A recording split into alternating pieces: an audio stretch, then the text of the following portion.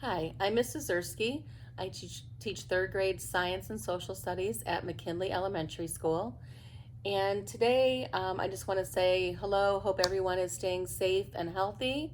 And I want to share with my third graders a little bit about what we've been teaching, what we've been learning about in social studies, which is communities changing over time and talking about the past versus the present and how different things were long ago.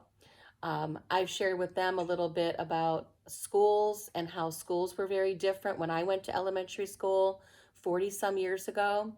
And I thought it would be interesting and fun to interview my dad and find out what schools were like when he went to elementary school 70 some years ago.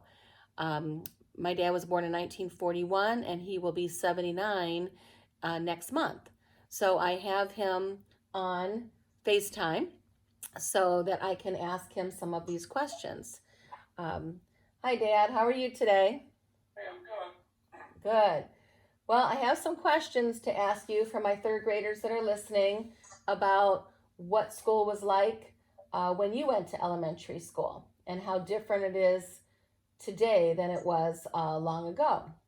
So, can you start by telling us what elementary school you went to, what city and state? Okay, I went to Walnut Avenue Elementary School in Clarendon, Pennsylvania. Uh, the school it went up to junior high, but it started out with first grade. We didn't have any kindergarten or preschool at that time. We just went straight into first grade. We didn't have any busing. I walked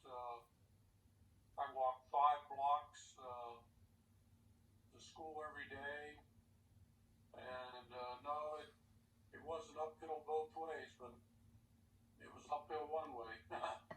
But anyhow, that's about it. Uh,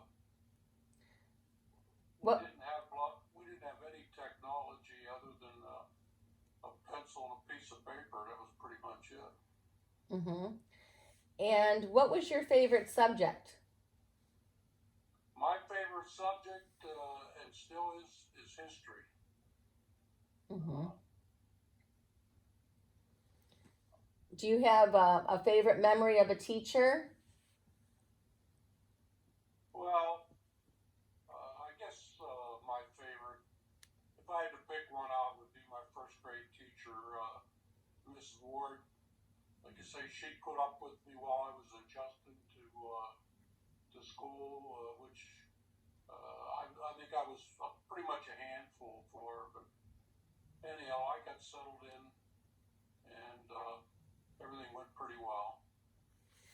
Did you have any class jobs at that time? Things you had to do before or after school?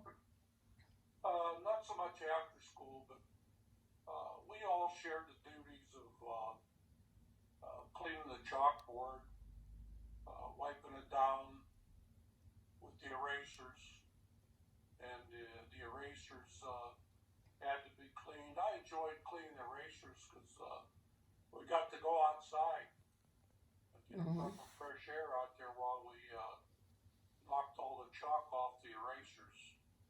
Uh, Other than that, that was pretty much it. Other than helping pass out and collect papers, and uh, probably a lot of the things they still do today. What about recess time? What did you guys play at recess? Well, our school wasn't geared for recess. We didn't have a playground out there. All we had was parking lots and walkways, and uh, I think a lot of the activities were held right in the classroom. We used to play some exciting games in there, and if we got outside, the guys used to run laps around the building, which was a pretty good sized building. And I'm not sure what the girls did, but Mm-hmm. that was pretty much it. What about lunchtime? Did you eat at school, or did you go home? I had to go home. Well, I didn't have to, but I did go home every day for lunch. My mother would have it ready, and I'd be in and out of there. And I'm not sure what they must have given us an hour for lunch. I'm not sure, but there was plenty of time whenever they gave us. And there weren't kids that bussed in, and they were from a section called Newtown, and they had what we call brown bag it. They had to find a place to sit on and eat at their desk or what have you. That's the way it was. All right. Well, what about a favorite classmate story? Do you have a student, a friend of yours that you remember a good story about? Hmm. Well, at the time, my best friend was Tim Miller. At one time he lived right next door to me, and the folks rented the house next door. And they moved to a couple different places. They're pretty transient, but him and I used to get in and out of trouble quite often. But as a favorite story, nothing comes to mind as a favorite story. Mm-hmm. Okay. Well, thank you for talking about this today, and hopefully the kids at home will talk with their parents and grandparents and find out what life was like for them as a student. So, and then I am going to share some of the pictures that you sent too. So I'm going to. Some of those, when I looked them up, they brought back a lot of memories. And actually, I should pass this story on. Maybe somebody will get a kick out of it. But in our first grade room, there was a closet in the back, and in that closet was a rope coming out of the ceiling with some big, heavy, what they call bull rope with a big knot on the bottom. Anyhow, the janitor, his name was Perry Holt, and he used to come up there, and one of his jobs was to ring that bell. The first bell, that alerted everybody in the neighborhood that school was open, and then he would ring it 2 more times. The second time was like a warning that you had another 5 minutes, and the third bell rang, you were late. And anyhow, if you got in there early, which I used to do quite often, Mr. Holt would let you grab a hold of that big bull rope and ride it up and down, just like a merry-go-round.